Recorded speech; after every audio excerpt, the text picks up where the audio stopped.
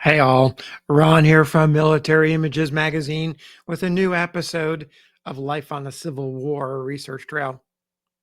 You students of the Civil War who have visited Antietam Battlefield are no doubt familiar with the monument pictured here, one of the more unique memorials commemorating the hostilities between 1861 and 1865.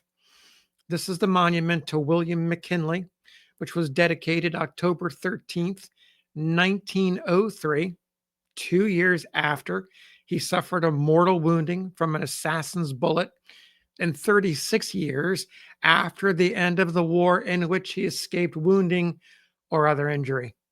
Inscribed on the monument is the act for which he is best known: Sergeant McKinley, Company E, 23rd Ohio Volunteer Infantry, while in charge of the commissary department on the afternoon of the day of the Battle of Antietam, September 17th, 1862, personally and without orders, served hot coffee and warm food to every man in the regiment on this spot, and in doing so, had to pass under fire.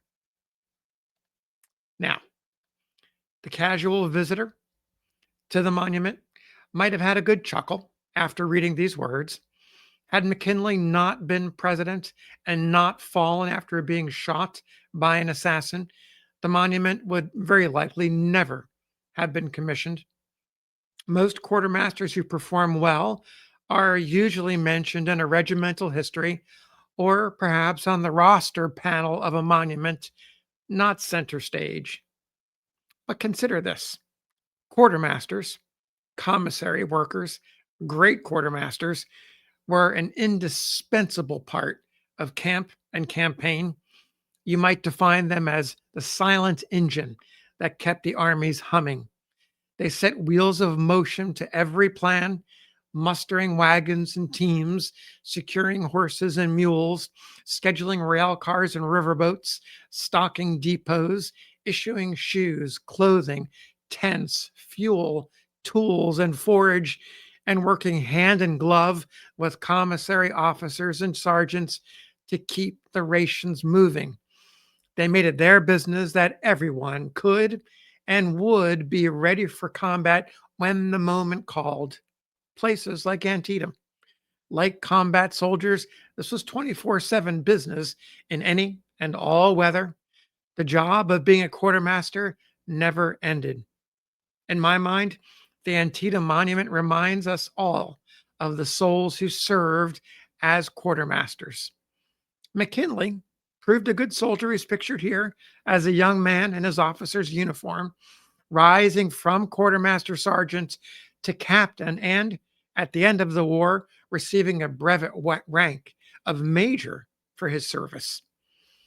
Of the many writings about his service, one by Mary Fairman Clark in her 1898 book, Lives of the Presidents of the United States, offers an account of McKinley, relying heavily on the recollections of our 19th president, Rutherford B. Hayes, who also served as colonel of McKinley's regiment, the 23rd Ohio Infantry.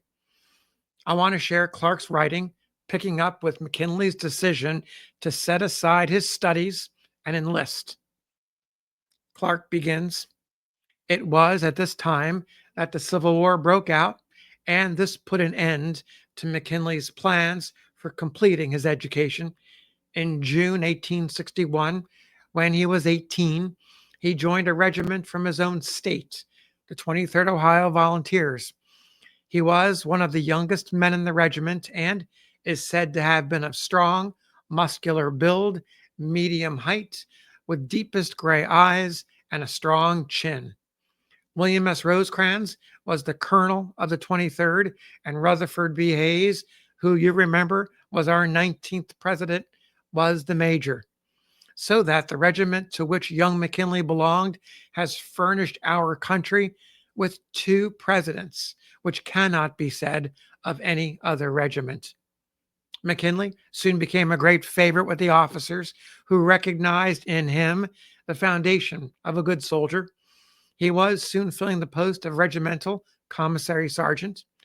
Long after this, when McKinley was candidate for governor of Ohio, ex President Hayes told the story of how young McKinley won his first commission at the Battle of Antietam, which was a fierce, bloody struggle in which the 23rd lost 200 brave men in one engagement.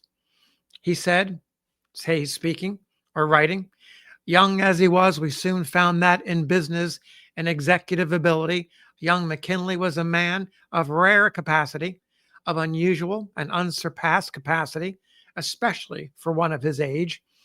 When battles were to be fought or service was to be performed in warlike things, he always took his place. The night was never too dark. The weather was never too cold. There was no sleet or storm or hail or snow or rain that was in the way of his prompt and efficient duty. When I became commander of the regiment, he soon came to be upon my staff, and he remained upon my staff for 1 or 2 years, so that I did literally and in fact know him like a book, and I loved him like a brother. From that time on, he naturally progressed, for his talent and capacity could not be known to the staff of the commander of the Army of West Virginia, George Crook, a favorite of the army he commanded. He wanted McKinley, and of course, it was my duty to tell McKinley he must leave me. The bloodiest day of the war, the day on which more men were killed or wounded than any other day of the war. Observe, I don't say of any other battle extending over many days, but any one day was September 17th, 1862, in the Battle of Antietam. That battle began at daylight. Before daylight, men were in the ranks and preparing for it. Without breakfast, without coffee, they went into the fight, and it continued until after the sun had set. Early in the afternoon, naturally enough, with the exertion required of the men, they were famished and thirsty and, to some extent, broken in spirit. The commissary department of that brigade was under Sergeant McKinley's administration and personal supervision. From his own hands, every man in the regiment was served with hot coffee and warm meats, a thing that had never occurred under similar circumstances in any other army in the world. He passed under fire and delivered with his own hands these things so essential for the men for whom he was laboring. Coming to Ohio and recovering from wounds, I called upon Governor Todd and told him this incident. With the emphasis that distinguished the great war governor, he said, let McKinley be promoted from sergeant to lieutenant. And that I might not forget, he requested me to put it upon the roster of the regiment, which I did, and McKinley was promoted. As was the case, perhaps, with very many soldiers, I did not keep a diary regularly from day to day, but I kept notes of what was transpiring. In an old notebook of that period, I found the following entry. Saturday, December 13th, 1862, our new second lieutenant, McKinley, returned today, an exceedingly bright, intelligent, and gentlemanly young officer. He promises to be one of the best.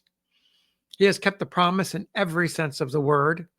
For brave and gallant services during a campaign in West Virginia and the Shenandoah Valley, McKinley was raised to brevet major of United States Volunteers. At the close of the war, he returned home full of the idea of joining the regular army and making a soldier of himself for life. He told his father his intention, and the elder McKinley, who was a man of good common sense, gave his son the following advice. Well, William, you may do as you please, but I never thought much of a soldier in times of peace. This set the young man to thinking, and the result was that, after pondering the question for some time, he took his father's advice, gave up the idea of becoming a soldier, and began studying law.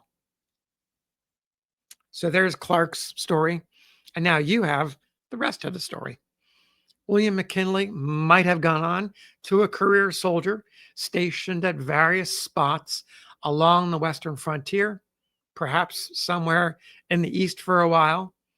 And he might have gone on to serve as a commander during the Spanish American War, a military career.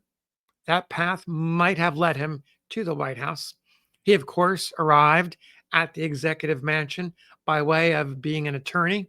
He completed his studies after his service and then a member of the United States House of Representatives and, as President Hayes mentioned, a governor of Ohio before his election in 1896 to the highest office in the land as the nation's 25th president, along with his maverick vice president, Theodore Roosevelt.